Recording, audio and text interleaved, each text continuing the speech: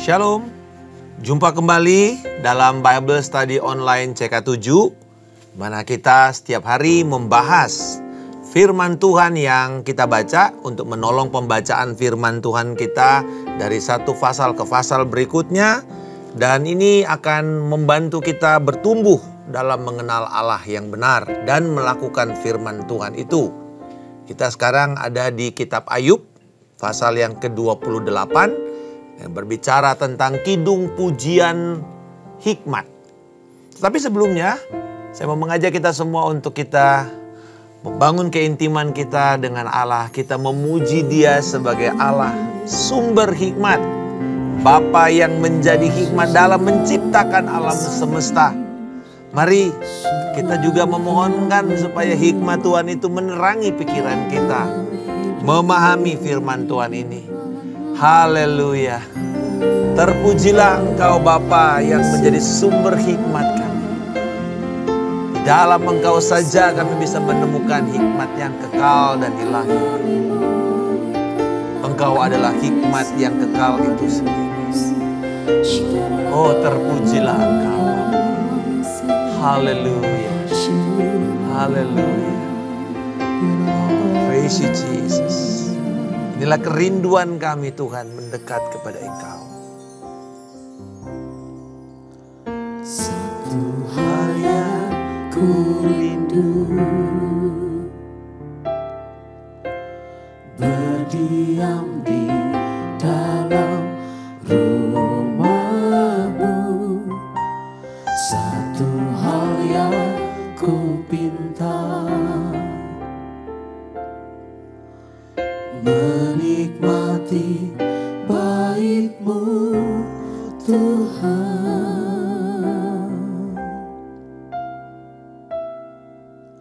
Satu hal yang ku rindu, berdiam di dalam rumah-Mu. Satu hal yang ku pinta, menikmati bait-Mu Tuhan. Lebih baik satu hari di pelataran-Mu daripada 1000 hari di tempat lain.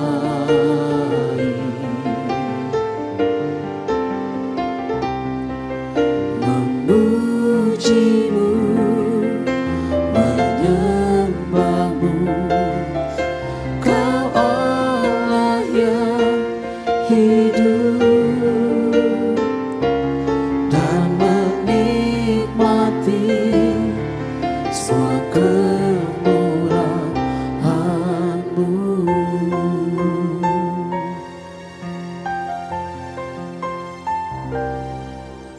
Satu hal yang ku rindu, berdiam di dalam rumah-Mu. Satu hal yang ku pinta, menikmati bait-Mu Tuhan.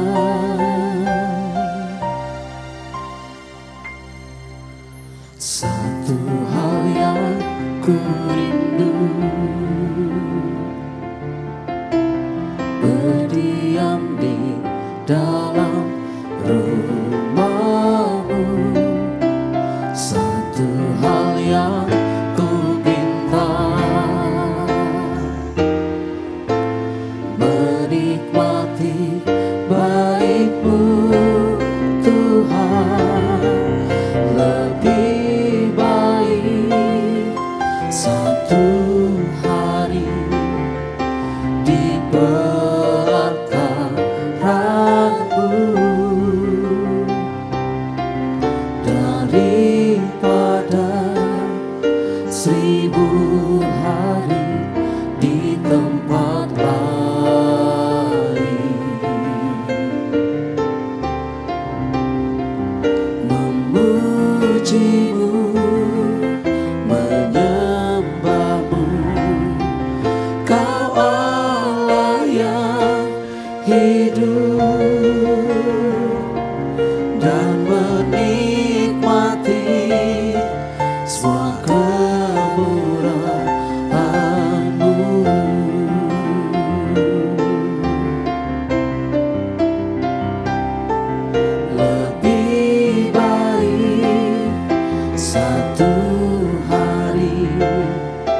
di pelataran-Mu,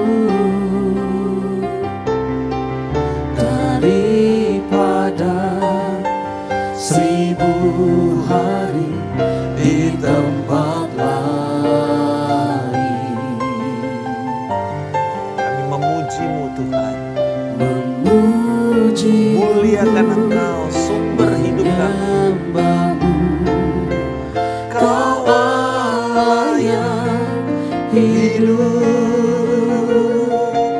dan menikmati semua kemurahan-Mu.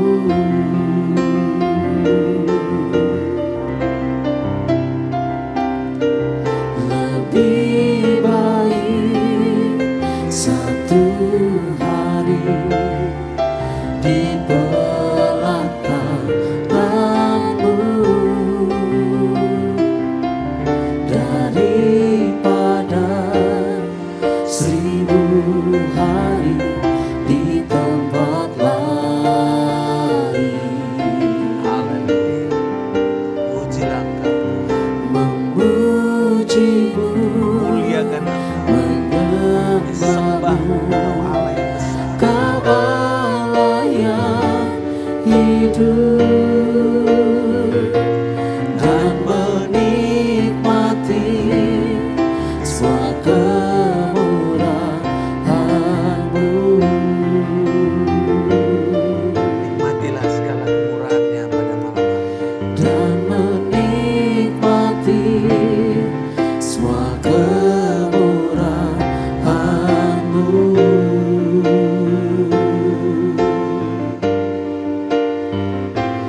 Dan menikmati semua kemurahan-Mu.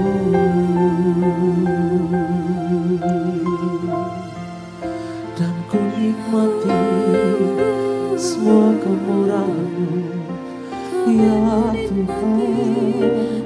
Haleluya.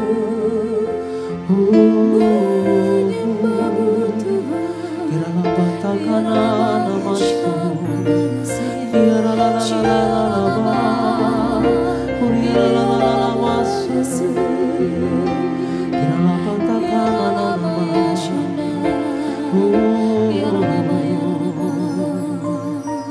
Yesus, inilah yang ku renungkan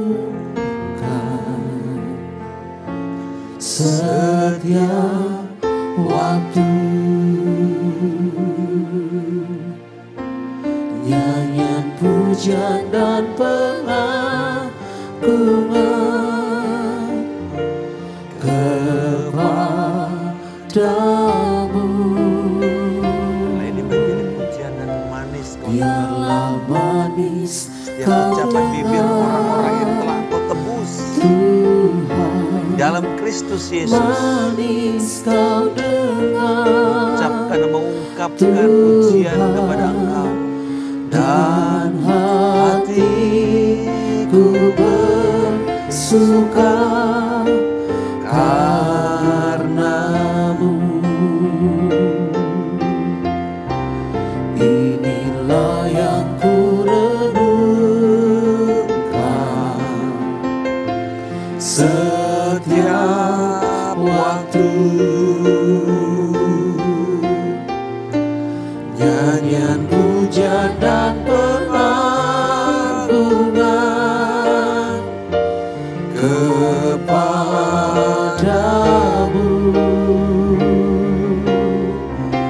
Biarlah manis Kau dengar Tuhan, manis Kau dengar Tuhan, dan hatiku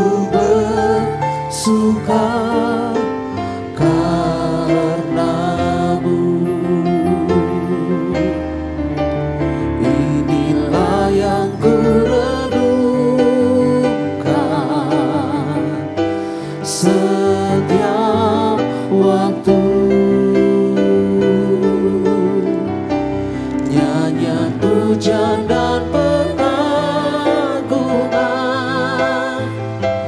kepadamu.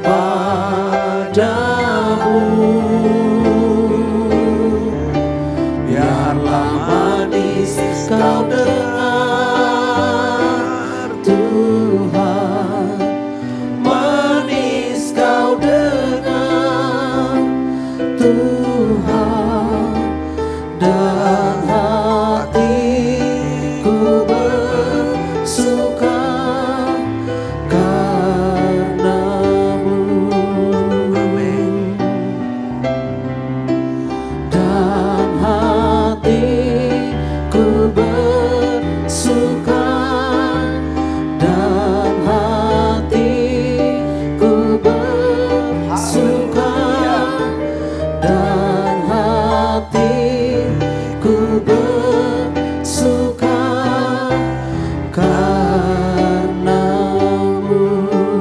Oh, haleluya. Biarlah segala ungkapan pujian, luapan sukacita kami ini hanya karena Tuhan, karena kebaikan-Mu, karena kesetiaan-Mu dalam hidup kami. Pujilah Engkau dan terpujilah kebesaran-Mu. Dan Bapa, Engkau Allah sumber hikmat. Kami bersyukur Engkau mengizinkan kami menemukan Engkau lewat firman-Mu. Dan Roh Kudus, Engkau yang menerangi firman kebenaran, ulasan yang kami bahas pada malam hari ini. Dan akan menolong kami bertumbuh dalam pengenalan akan Engkau. Di dalam nama Tuhan Yesus Kristus. Amin. Sahabat-sahabat sekalian, pada waktu kita membahas kitab Ayub, kita tahu bahwa ini sedang berbicara tentang pergumulan manusia yang bisa mengalami keadaan yang paling rendah, paling dalam, dan bahkan mungkin dia tidak pernah kenal sebelumnya keadaan itu. Gelap, ganas, ibarat kita mengatakan sebuah daerah yang belum pernah dijelajahi, uncharted land. Kita tidak tahu apa yang akan kita temukan di sana. Tetapi Ayub juga mengajarkan untuk kita tidak kehilangan kepercayaan kita kepada Allah. Dan hari ini dia mengajarkan kepada kita tentang kidung pujian akan hikmat. Manusia tidak dapat menemukan hikmat. Satu judul yang cukup menarik. Kalau kita melihat struktur daripada pasal ini, pasal 28 ini dibagi 3 bagian besar, 3 bagian perikop, lalu ditutup dengan kesimpulan di dalam ayat yang ke-28. Jadi bagian pertama itu ayat 1-11 berbicara tentang kemampuan, keterampilan manusia dalam teknologi tambang. Cukup aneh ya. Kok tiba-tiba Ayub bicara mengenai pertambangan? Apa hubungannya tambang dengan hikmat? Lalu kemudian ayat 12 sampai dengan 19 dia bicara tentang nilai dari hikmat. Nilai itu melampaui kemampuan manusia untuk bisa membelinya, untuk bisa mendapatkannya. Lalu ayat 20 sampai 27 adalah pengetahuan Allah akan hikmat. Apa sebenarnya hikmat itu sendiri? Dan apa yang dikatakan tentang hikmat yang berkaitan dengan Allah. Lalu ayat 28 kesimpulannya bahwa hikmat itu diperuntukkan kepada manusia. Mari kita lihat apa tema daripada pasal ini. Temanya itu ditemukan dalam ayat yang ke-12 dan ayat yang ke-20. Dimulai dengan double questions, pertanyaan ganda. Tetapi, di mana hikmat dapat ditemukan? Di mana tempat akal budi? Ayat 20. Hikmat itu dari manakah datangnya? Dan akal budi di manakah tempatnya? Jadi itu dia. Di mana tempat hikmat? Bagaimana kita menemukan hikmat dan akal budi? Mari kita mulai dari ayat 1 sampai 11. Dari ayat ini adalah lagu pujian dan ini kan kidung. Jadi ini puji-pujian. Kidung pujian tentang hikmat. Ayub menyanyikan tentang manusia yang begitu hebat, terampil untuk melakukan upaya pertambangan. Menambang emas, perak, batu permata. Menambang mineral, tentu pada waktu itu belum ketemu minyak. Belum ketemu batu bara.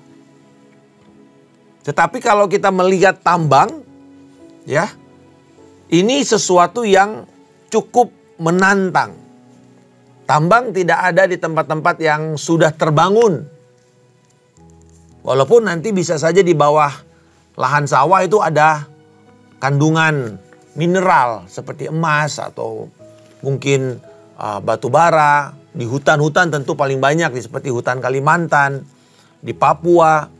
Nah, kalau kita melihat sebuah tambang, betapa megahnya dan betapa mengerikannya. Saya pernah ke Afrika Selatan dan itu ada tambang emas yang sudah menjadi kubangan. Dan itu jauh ke dalam. Dan kita punya di Papua, ya, Freeport. Itu saya punya seorang sahabat yang dulu adalah seorang penambang bawah tanah. Untuk dia bisa turun ke bawah, dia harus memperlengkapi diri karena debu-debu yang sangat tipis itu begitu mengancam untuk paru-paru mereka. Jauh, kedalaman, gelap, dan sangat tipis. Mereka harus mesti bawa tabung oksigen. Menambang emas di sana, menambang tembaga di sana, menambang mineral-mineral yang begitu kaya. Belum lagi kalau kita melihat orang-orang yang pergi menambang batu bara, masuk ke dalam hutan-hutan. Dan di sini bagaimana dikatakan bahwa orang-orang yang melakukan upaya pertambangan itu melakukan upaya mendeteksi di mana letak mineral, di mana letak batu-batu permata itu, di mana letak, kalau sekarang bahasa modern, di mana letak minyaknya, di mana letak batu baranya. Karena kadang-kadang ada di bawah laut, dia harus turun ke bawah, menyelam, harus membor di tengah-tengah laut yang ganas. Kita tahu itu ada di laut di sekitar Sumatera, di atasnya Jawa, di Laut Jawa itu ada banyak tambang-tambang lepas pantai, offshore, dan ada onshore di dalam daratan. Juga kalau kita melihat bagaimana untuk orang mulai melakukan eksplorasi sebelum eksploitasi, sebelum penambangan, mereka harus mulai mendeteksi, menggali lobang-lobang, dan itu biayanya cukup mahal. Satu lobang itu mungkin bisa puluhan ribu US dollar. Dan tidak bisa satu lalu kita bilang di sini pasti tempatnya. Enggak, dia harus dengan teknologi tambang sekarang, dengan teknologi membaca bebatuan sampai ke dalam lapisan kedalaman tanah. Itu memerlukan survei yang besar dan biaya yang mahal. Dan belum tentu ada jaminan ada tempatnya, ada kandungannya. Tetapi mungkin ada yang digali nggak berapa jauh sudah ketemu. Tetapi ada yang mesti kedalaman yang begitu jauh. Nah, disinilah kita melihat bagaimana umpamanya itu atau paradigma yang sama seperti seorang penambang dipakai oleh Ayub untuk menggambarkan paradigma orang mencari hikmat. Di manakah hikmat dapat ditemukan? Di manakah letak akal budi itu? Ada upaya, ini merupakan sebuah misteri. Orang-orang yang melakukan bisnis tambang itu bisa cepat kaya, tapi juga bisa bangkrut dengan cepat. Karena apa? Upaya untuk mengatakan dia harus beli lahan yang begitu besar. Seperti lahan hutan, HPH. Lalu dia mulai tambang dan ternyata zong gitu ya, kosong. Melompong, tidak ada apa-apa. Mungkin orang dengar-dengar dulu di sini ada emas, ternyata sampai di sana nol sama sekali. Tetapi duit sudah habis-habisan. Sebuah misteri. Dan dikatakan bahwa orang-orang para penambang ini bersedia untuk menelusuri jalan-jalan di mana binatang buas tidak berani ke sana. Mata elang tidak sanggup menembus. Saudara tahu bahwa mata elang itu memiliki optik yang jauh 700 kali kemampuan mata manusia. Jadi kalau kita lihat Raja Wali itu ya, dia bisa melihat tikus di tanah itu jalan, itu sekitar 300 meter. Bayangkan betapa tajamnya mata Raja Wali. Tetapi di sini dikatakan mata elang tidak sanggup untuk menembus kedalaman tanah yang ada tambang itu. Mereka menelusuri tempat-tempat lautan dan dikatakan bahwa tangan manusia itu sanggup untuk menjungkir balikkan batu dan gunung yang besar untuk menemukan permata-permata dan batu berharga di perut bumi. Kita mesti mengagumi orang-orang yang ada di dalam dunia pertambangan. Mereka adalah orang-orang yang berani, bersedia untuk mengeksplorasi daerah-daerah yang dikatakan sebagai daerah perawan yang belum pernah dijamah oleh manusia. Lalu kemudian di ayat 12 sampai 19 dikatakan mengenai hikmat yang melampaui harga yang ada di dalam peradaban manusia. Tidak bisa dibeli oleh upaya benda paling mahal sekalipun. Dimulai dengan pertanyaan, di mana hikmat dapat ditemukan? Di mana tempat akal budi? Hikmat atau hokmah dan akal budi dalam bahasa Ibrani-nya bina seringkali itu diparalelkan. Jadi selalu kita bilang hikmat dan akal budi itu kayaknya berjalan bersamaan di dalam literatur hikmat, atau seperti banyak di dalam kitab Amsal kita menemukan hikmat akal budi ya. Jadi ini hikmat dan akal budi ini dipakai, digambarkan sebagai kemampuan dan juga modal manusia untuk bisa mengatur, mengendalikan, untuk bisa mengolah dan mengelola dunia ini, ciptaan ini. Kita perlu hikmat untuk membuat sesuatu itu menjadi indah. Itu perlu hikmat. Jadi selalu ada pengetahuan, pengertian, dan hikmat. Tuh ya. Jadi ada pengetahuan dasar, ada bagaimana cara menyatukannya dan bagaimana cara menciptakannya. Dan bagaimana mengelolanya, bagaimana menyampaikannya, itu semua hikmat. Jadi kalau kita menemukan di sini, kenapa makanya hikmat itu begitu mahal? Karena orang kalau bisa menemukan hikmat, dia bisa mengendalikan keadaan. Dia bisa mengendalikan manusia. Jadi ada satu bujukan dari manusia itu untuk coba-coba mencari hikmat itu. Makanya orang-orang Yunani berusaha mencari hikmat itu, berpikir dan muncul yang namanya filosofi. Orang-orang yang berusaha untuk mencintai pengetahuan, mencari hikmat dan berusaha untuk mengkomunikasikan. Tetapi banyak kita tahu bahwa hikmat-hikmat itu adalah hikmat kosong yang tidak benar dan palsu. Nah, ada perbedaan antara upaya menambang yang dilakukan oleh manusia dengan mencari hikmat. Karena kalau hasil tambang itu tujuannya kan untuk kepentingan manusia. Dia bisa dipakai sebagai permata, perhiasan, untuk kepentingan dirinya. Dia bisa jual, dia bisa jadi kaya. Tetapi tidak ada satupun manusia yang dapat membuat hikmat. Nah itu, tidak ada yang bisa memproduksi hikmat. Ada nggak pabrik hikmat? Toko hikmat banyak, ya. UD hikmat gitu kan, usaha dagang hikmat bisa. Ada jalan kebijaksanaan kok, ada jalan hikmat. Tapi apakah di sana saudara menemukan hikmat? Tidak. Ada nggak pabrik hikmat? Sekolah? Bukan. Sekolah tidak menciptakan, tidak memproduksi hikmat. Dan hikmat tidak bisa dipakai untuk kepentingan manusia. Tidak. Ya, jadi nggak bisa diperalat gitu hikmat itu. Dan ini digambarkan dalam ayat 13 dan 14. Jalan di sana tidak diketahui manusia, tidak didapati di negeri yang orang hidup. Kata samudera, jadi kata lautan. Apakah ada di sana hikmat? Ia tidak ada di dalamku. Dan kata laut, ia tidak ada padaku. Jadi saudara mau nyelam paling dalam pun nggak ketemu hikmat di sana. Bahkan bukan cuma itu, hikmat juga tidak bisa dibeli.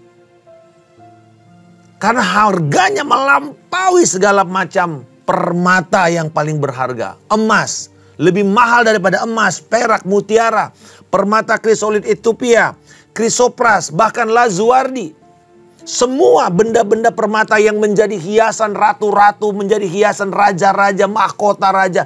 Itu tidak ada harganya dibanding hikmat. Jadi jangan kaget ketika Ratu Sheba itu dengan segala kekayaannya, kecantikannya, datang mencari Salomo hanya untuk bertanya tentang hikmat ilahi yang dia miliki. Wow, Salomo itu begitu kayanya dia. Dan dia dikenal bukan semata-mata karena kaya, tapi karena hikmatnya. Ada satu buku dalam tradisi mengatakan orang itu mau bertanya kepada Salomo, Salomo udah tahu apa yang dia mau tanya. Bukan cuma kasih teka-teki diomongin baru Salomo jawab. Belum ditanya dia udah tahu. Berarti kan ini seperti Allah yang bisa mengetahui hati dan isi hati manusia. Jadi karena tidak ditemukan, sangat mahal harganya, makanya manusia berusaha untuk menguasai hikmat itu. Lalu kembali lagi, diutamakan lagi dikatakan, dari mana datangnya hikmat? Di mana tempat akal budi itu? Lalu ayat 20 sampai 27, Ayub memuji hikmat itu ternyata ada di dalam Allah. Ayat 23 dan 24 adalah jawabannya. Allah mengetahui jalan ke sana, ke tempat hikmat itu. Ia juga mengenal tempat kediaman akal budi itu. Jadi dia tahu di mana tempatnya. Karena ia memandang sampai ke ujung-ujung bumi dan melihat segala sesuatu yang ada di kolong langit. Jadi Allah yang tahu di mana hikmat. Allah yang menjelajah dan dia tahu ini loh tempatnya. Sebenarnya kalau kita tahu bahwa sebenarnya Allah itu sendirilah sumber hikmat. Ia sanggup menembus bagian yang paling dalam dan tersembunyi. Sebagaimana manusia berusaha mereka-reka isi perut bumi, Allah dengan cepat bisa mendeteksi isi hati manusia, pikiran manusia. Dan ternyata kalau kita lihat di dalam kitab Amsal, hikmat itu yang mendampingi Allah menciptakan bumi, alam semesta ini dengan begitu indah, begitu ajaib, begitu mengagumkan. Kadang-kadang apa yang menjadi misteri ya, seperti angin, air, hujan, kilat, guntur yang dikatakan di sini di dalam pasal 28, ternyata bisa kita kagumi sebagai hikmat Allah. Kalau saudara suka nonton Animal Planet, National Geographic, saya suka kadang-kadang nonton sama ayah mertua saya kagum. Kadang-kadang lihat kok ada ya binatang kayak gini ya. Kok bisa ya dia mempertahankan dirinya padahal dia sangat lemah. Kita melihat bagaimana angin itu walaupun kelihatannya begitu menyeramkan, tapi juga ternyata walaupun dia nggak bisa lihat, kita bisa timbang. Kita bisa ukur. Kita bisa ukur kecepatannya. Gitu. Itu yang namanya keranjang angin kalau di airport itu ya, yang warnanya putih, orange, putih orange. Itu ada ukurannya. Oh, kita tahu ini kecepatan anginnya 3 mile per jam. Nanti kalau dia ini 6 mile per jam. Ini 12 mile per jam. Ketahuan. Ternyata walaupun gak bisa dilihat, bisa diukur. Kok bisa? Ya itu dia. Itulah hikmat Allah. Ketika ahli fisika Jerman yang menemukan dan dipakai oleh NASA untuk menciptakan roket, ya Herman van Braun, dia mengatakan bahwa semakin saya melihat alam semesta ini, semakin saya kagum akan hikmat Allah. Kok bisa ya ada pencipta yang bisa membuat bumi yang begitu cepat sekali perputarannya, enggak lari setengah derajat sekalipun, berabad-abad, segitu terus putarannya. Bayangkan. Kalau kita pikir-pikir lagi, siapa yang bisa membuat itu? Harus ada penciptanya, nggak bisa jadi begitu aja. Nggak bisa itu teori Big Bang ya, ledakan besar. Lalu kemudian jadilah seperti ini teratur, nggak ada. Harus ada pencipta yang merancang semua itu. Dan itu dikatakan adalah Allah dengan hikmatnya. Yang membuat kita berdecak kagum. Naik ke gunung kita kagum melihat pemandangan. Tapi kalau kita masuk ke dalam penelitian yang lebih detail, di semak-semak itu ternyata ada kehidupan yang begitu kaya. Dan di situ ada hikmat Allah. Semut, lintah. Ya. Kadang-kadang kita marah karena kita tidak tahu tujuannya apa. Sampai ketika kita pelajari, kita kagum. Wow. Tahukah saudara bahwa lintah itu yang suka nyedot darah itu, kita kadang-kadang kesel. Tapi kalau saudara tersesat di hutan, ambil lintah, taruh di batu. Kepalanya akan mengarah ke matahari. Maka kita tahu, itu adalah kompas alami. Supaya saudara tidak tersesat. Saudara lihat dan saudara tahu matahari di mana. Dan saudara akan bisa membedakan lalu membuat keputusan. Mana utara, mana timur, mana barat. Sederhana sekali. Ya. Dan itu besar kali hikmat Allah di situ. Jadi kesimpulannya kemudian ayat ke-28. Hikmat untuk manusia. Dikatakan, tetapi kepada manusia ia berfirman. Sesungguhnya takut akan Tuhan itulah hikmat. Dan menjauhi kejahatan itulah akal budi. Jadi walaupun manusia dengan kekuatannya tidak bisa menciptakan hikmat, tidak bisa menemukan hikmat, tetapi manusia bisa mendapatkan hikmat. Caranya ada dua. Memiliki sikap yang takut akan Allah dan menjauhi kejahatan. Jadi apa itu takut akan Allah, Pak Markus? Takut akan Allah itu adalah respon kita untuk hormat kepada kesucian Allah, kekudusan Allah. Ini digambarkan di Alkitab itu posturnya orang yang sujud. Proskuneo, sujud, menyembah dan mencium kaki raja. Itulah sikap penyembahan, itulah sikap takut akan Tuhan. Tunduk, sujud. Lalu kemudian berkomitmen untuk melakukan segala jalan-jalan Tuhan.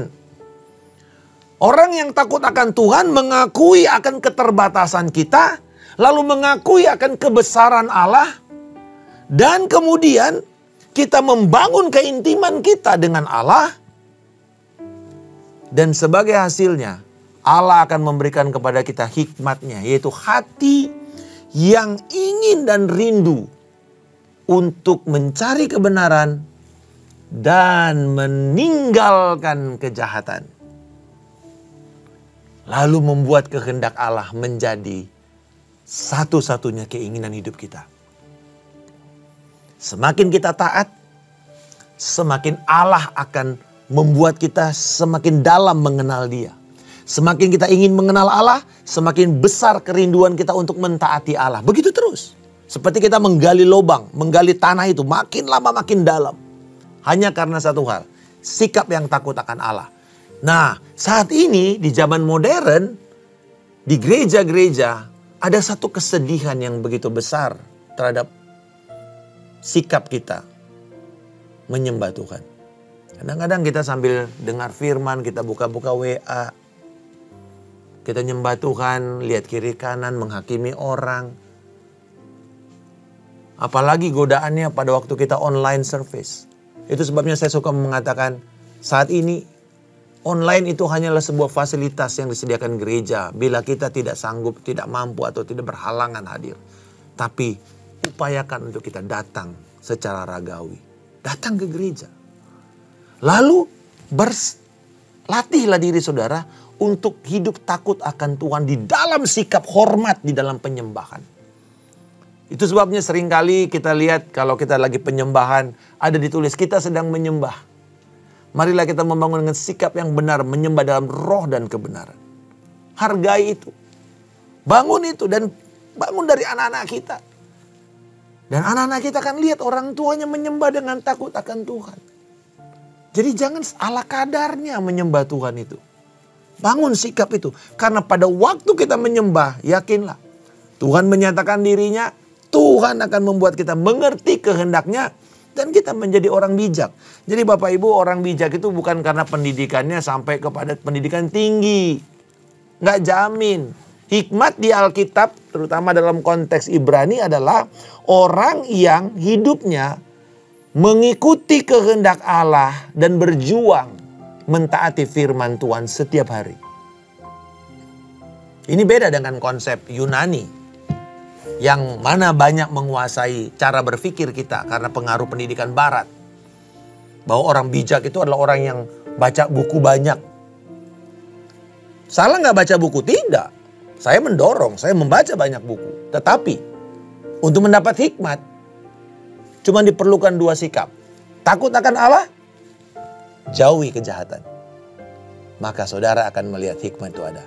Kabar baiknya adalah ini. Paulus mengatakan Kristus adalah hikmat Allah yang kekal. Wow. Hari ini kita semua yang telah ditebus di dalam Kristus Yesus. Dia mengatakan akulah firman Allah yang hidup. Jadi ketika kita membaca firman dengan sikap takut akan Tuhan, sikap untuk melakukan firman Tuhan itu, saya percaya sepenuhnya karena saya mengalami bahwa kita menemukan hikmat itu. Kita mendapatkan Kristus. Hikmat Allah yang kekal. When you got Christ, you got everything. You lose Christ, you lose everything. Kita dapatkan Kristus, kita dapatkan segalanya. Tapi kalau kita kehilangan Kristus, sekalipun kita memiliki semua dunia, Tuhan mengatakan kamu kehilangan nyawamu. Hari ini bersediakah kita untuk mencari, merenungkan, menggali firman dan menemukan hikmat Allah untuk kehidupan kita. Hikmat mengelola keuangan. Saya ingat istri saya kerja di bank sebelumnya. Tetapi sekalipun beliau memiliki pengetahuan perbankan, sampai nanti dia mengetahui firman Tuhan baru dia bisa mengelola keuangan pribadinya dengan benar. Dan kami bersyukur setelah itu keuangan keluarga kami lakukan seturut dengan firman. Ternyata tidak ada jaminan orang yang berkutat di perbankan tahu bagaimana mengelola uang. Karena ternyata diperlukan hikmat. Diperlukan hikmat menjawab persoalan hidup kita.